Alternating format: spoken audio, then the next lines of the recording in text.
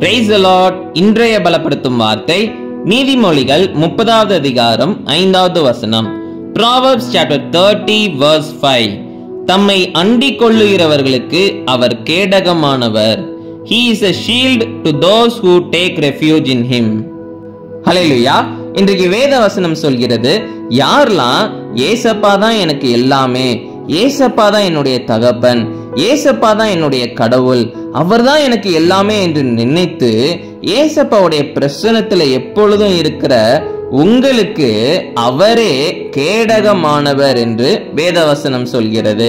அப்போ நீங்க இந்த நாள்ல அநேக காரியங்களை குறித்து நீங்க பயந்து கொண்டிருக்கலாம். சில மனுஷங்க உங்களுக்கு எதிராக சில காரியங்கள் செய்யறாங்க, அது நிமித்தம் உங்களுக்கு ஒரு பெரிய சேதம் உண்டாகும், உங்களுடைய வாழ்க்கையை அழித்து விடுவாங்க அப்படின்னு சொல்லி நீங்க நினைத்து பயந்து கொண்டிருக்கலாம்.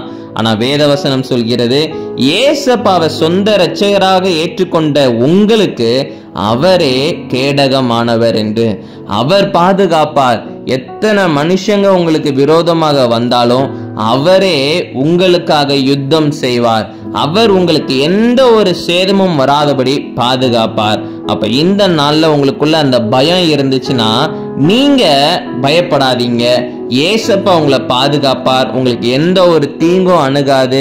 காரணம், நீங்க ஏசப்பா தான் உங்களுக்கு எல்லாமே என்று நீங்க ஏற்றுக்கொண்டிருக்கிறீங்க. ஏசப்பா உங்களை நிச்சயம் வழி நடத்துவார். உங்களுக்கு எதிராக வருகிற எல்லா காரியங்களையும் அவரே நிர்மூலமாக்கி போடுவார். அவர் உங்களை பாதுகாத்து வழி நடத்துவார். நாம எல்லாரும் கண்களை மூடி ஜெபிக்கலாம். எங்களை நேசிக்கிற நல்ல தகப்பனே, ஏசப்பா பிள்ளைங்க உங்களை விசுவாசிக்கிறாங்க, நீங்க பிள்ளைங்களை பாதுகாத்து வழி நடத்துங்க.